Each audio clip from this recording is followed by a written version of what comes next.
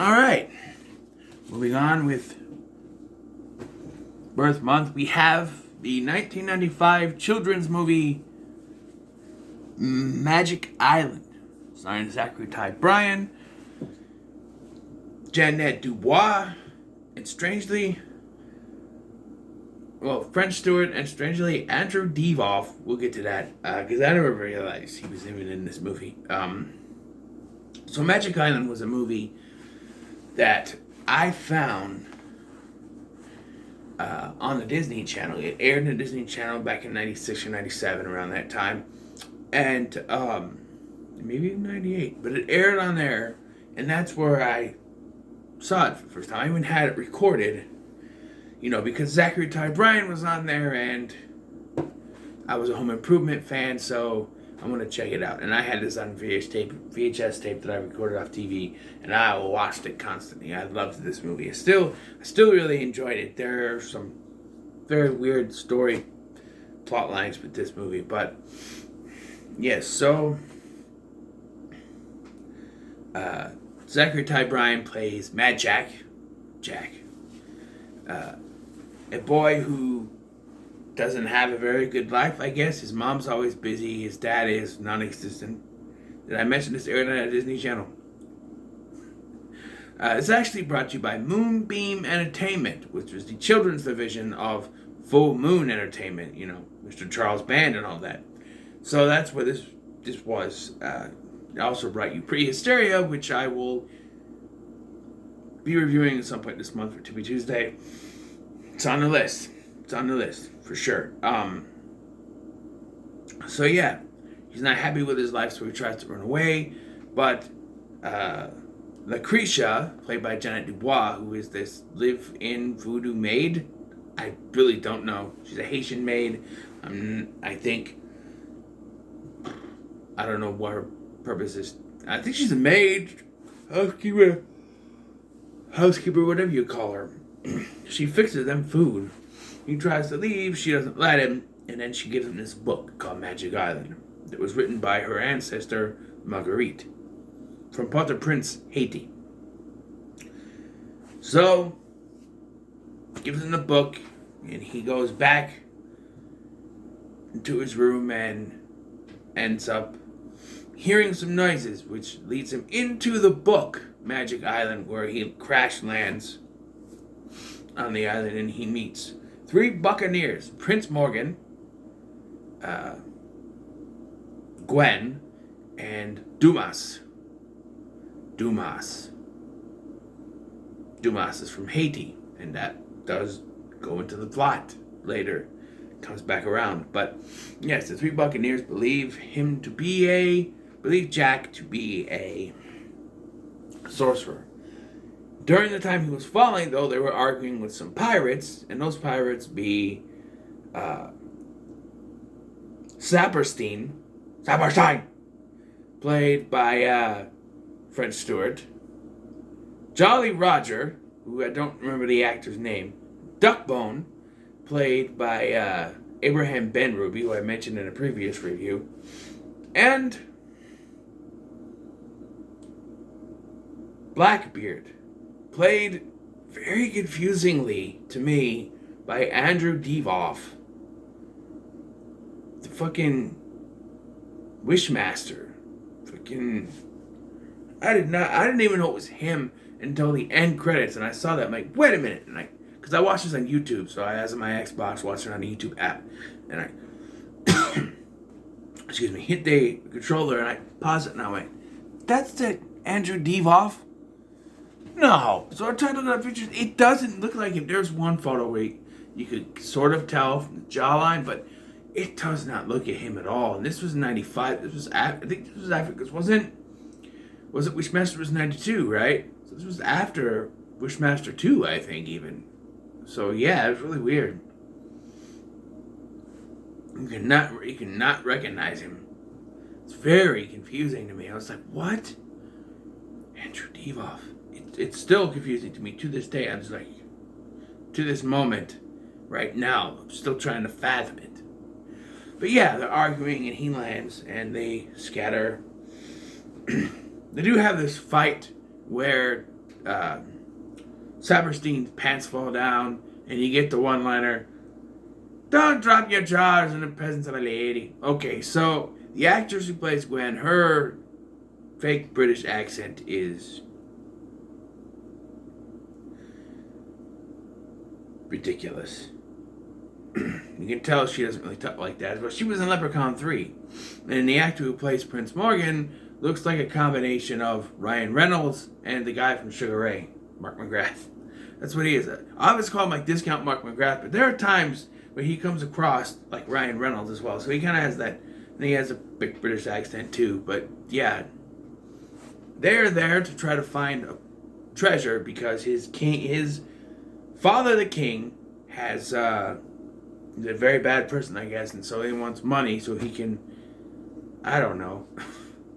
But also, Blackbeard is also after the treasure of Calabasas. Jack gets separated from the others when he smells a pizza tree. Now, from what they show us later with Duckbone finding a turkey tree, I believe it's like a special tree that brings in your innerest desires, and I think brings out your inner desires, and I think it's more of a lure to be killed by the sand shark, because that's what it seems like. He gets there, he sees a pizza tree, and there's a sand shark that comes after him. It's a small little puppet, because it's Charles Band, remember? And I think that's what it's supposed to be. And Duckbone later finds a turkey tree, or smells a turkey tree, because that's what he desires for food, I guess. But yeah, then he defeats the shark with bubblegum and then falls into a portal that drops him into the ocean, where he is saved by a mermaid girl named Lily, who just happens to be his age. And she saves him, in which apparently it rips his pants when he landed in the ocean, so he rips it and becomes jean shorts that way, which, you know, in the 90s you do that. You got a hole in your knees, cut it, become cut off jean shorts, I guess you should say. And so he's, I'm with these buccaneers and we're trying to track down the treasure. She goes, well, I'm going to come with you. And he goes, well, I can't really do that because of your fins. She said, oh, well, I will just wish it away because when a mermaid rescues someone, they get one wish that lasts sun and a moon. So a whole day, I guess. Although I guess it does reach around the entire day, doesn't it? But I don't. But kind of convenient that she saves someone who just so happened to be on a quest, and so she can wish to go on that quest because she can just wish her legs away. It's kind of convenient. She saved someone, but And a very confusing thing happens. Like the three Buccaneers that they're watching, right?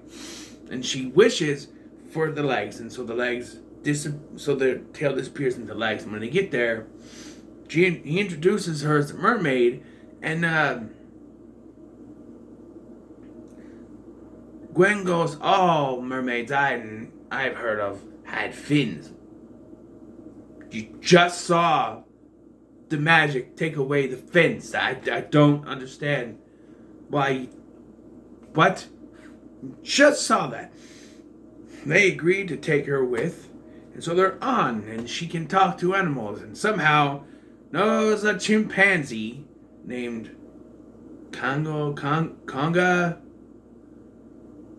Tonga. She's a mermaid. How does she know a chimpanzee who would not be anywhere near the water? It doesn't make any sense, but moving on. Eventually they camp for the night where they get separated somehow, and like an idiot, while trying to find the prince, Mad Jack just yells out, "Prince, is that you, Prince?" while hearing rustling noises. Turns out not to be, but instead to be the pirates. And so somehow Duckbone is able to mock Prince Morgan and copy his voice to trick them. And of course Jack has the map, and they need to find a way to give me the map or I'll hurt your girl. He give them the map, and they're not let go, or are they going to be dead? I don't know. But they make their way to where Cabassus is, and are somehow followed, like, somehow the Buccaneers make their way there too, even though they don't have the map. But, the pirates are able to use Duckbone to distract this giant, another puppet thing that kind of reminds me of Ooga Booga a little bit. They distract it, and they're able to get in to the treasure.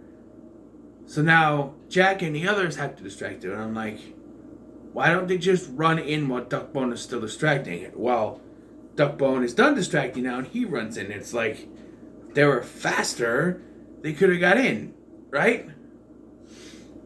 No, because we gotta do a knock him in the head joke, right? So they set up this big, like, tree or whatever it is on this rock, and then have Jack distract him.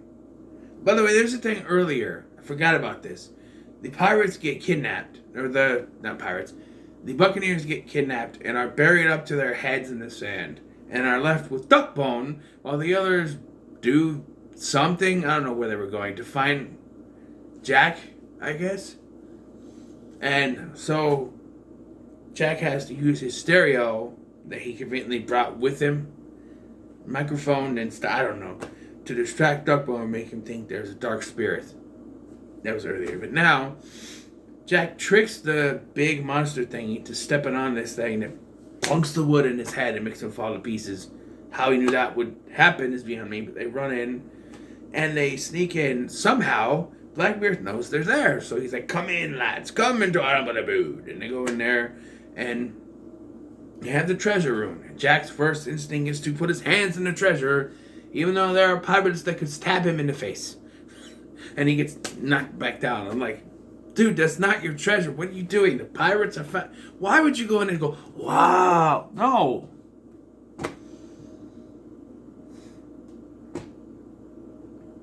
I don't know. It's just weird. And, yeah, so they say, oh, we have a treasure. And once again, Saperstein, French Stewart's comedy in this is not funny. To fall the pants down, drop your drawers. Don't drop your drawers in the presence of a lady. That's kind of funny, but most of his, jokes don't land. Actually, it's Saperstein, sir. That's what I said. Saperstein. I do laugh at that because that's how he pronounces it, I guess. But here he's like, dibs on the cane. And I'm like, well, he's kind of in the middle of something. The cane be mine.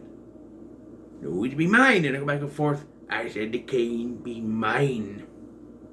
I was saving it for your birthday. I'm like. So Cabassus comes to life. He's this thing on the wall that sounds like Zordon from the Memorable Power Rangers movie.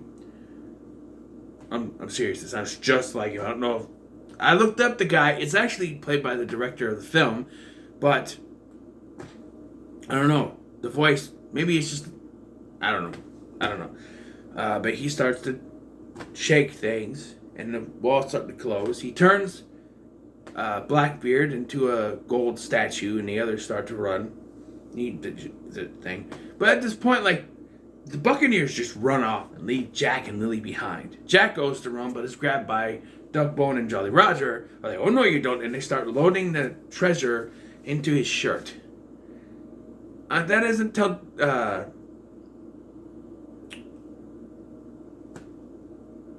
Saperstein yells out, every man for himself! And then they all run. And Jack goes to run, but Lily is nowhere to be seen. And you hear her go, Jack! This is our heart-wrenching scene, ladies and gentlemen. Lily has conveniently turned back into a mermaid. So now Jack has to pull her out. And he doesn't yell for help until after he's pulled her through this door. That by yelling, guys, I need your help, beforehand, could have gotten pulled her through faster. Yes, you can say, oh, Cabassus would have just closed it faster. Who knows? But he doesn't yell for them until after he gets her through that hallway that's closing. And I guess Blackbeard is now a permanent part of the of the treasure room. But yes, they carry her out into the ocean.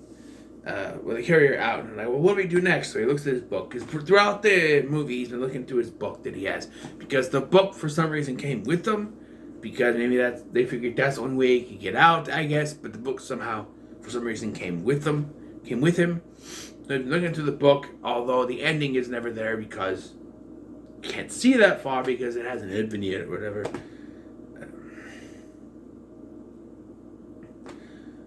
But yes, so it shows him and Lily kissing, so he's gotta take Lily out to the ocean. They take her out of the rug, and the others walk off, and he's like, hey, can I have some time? I saw us kiss in the book, so I'm gonna get me some tongue, you know. But, no, not really some tongue. Just, give me a kissy smoochy smoochy.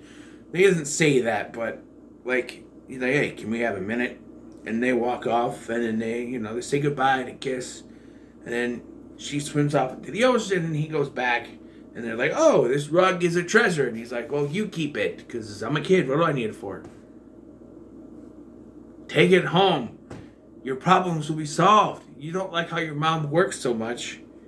Take that home. Your mom will never have to work again in her life. The question will be how they got it, but still. But no, he gives it to Morgan because we got something else happening in the end. They're like, yes, I will use this to have a fortune or whatever. And we will. And Dumas says, well, the other pirate people, the pirates, Saperstein, Duckbone, Jolly Roger, they're like, hey, can we join your team, on your boat? And they're like, well, we need someone to peel potatoes. And Duckbone, you have potatoes on your boat? You got any butter? Duckbone. Okay, that was funny. But so they're just gonna let them join. They did try to kill you several times. But okay, I guess. If they change sides that quickly, though, who wants to say that when another pirate lord comes around, they won't just change sides back? I don't know. It's really weird. So Jack is ready to go, and Dumas says that he's going to go back to Haiti, Port-au-Prince, Haiti, tell his Marguerite, I don't know, his friend or his grandmother, whatever, about the adventures, and she will write them down. And he's like, or about the adventures, and Jack's like, okay, time to go. And he's like, wait a minute, Port-au-Prince, Marguerite. That's Lucretia's ancestor. She wrote this book, and he teleports back, and it was all a dream, or not, or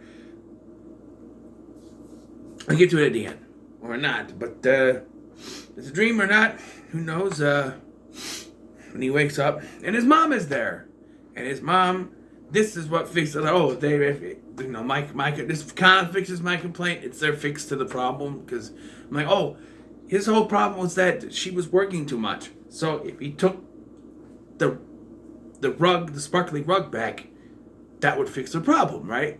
Most likely, maybe. But no, he gives it to Morgan because when he comes back, his mom says that when she was at a meeting, she was asked what the most important thing she ever accomplished was, or her most important accomplishment was, and she said, Jack.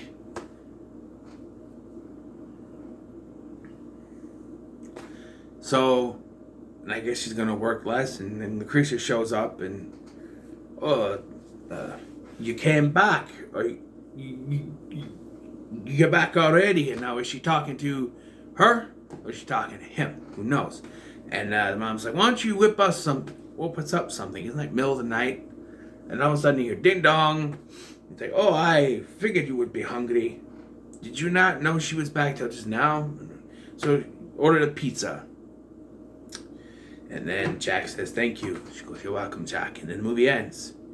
And so,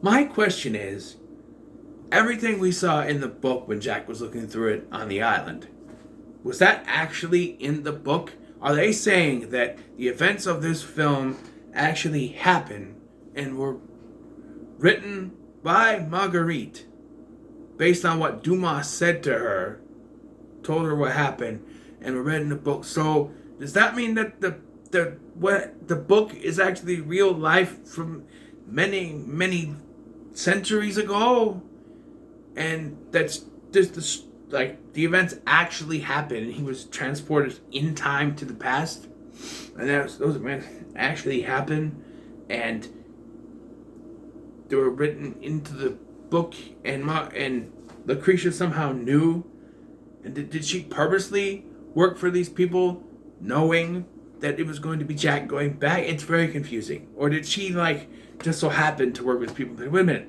that be the boy in my book. I don't know. It's very confusing. Never really explained, but I don't have much for negatives in this. I'm gonna say that when it comes to Magic Island, it's pretty good. I enjoyed this movie. You can nitpick it all you want. That was a pizza tree. Like I said, it's just to lure them there, But it's fun. It's a fun movie. I do recommend it. Show your kids. I think they'll like it. They'll be confused with what some of the technology is, especially if they're raised today. But, I raised my son to know the technology of yesteryear, so that's not a problem. But, so what are your thoughts on Magic Island? Let me know in the comments below. Make sure to like, share, and subscribe. Thanks for watching. I've been Scotty, and I'll see you in the next one.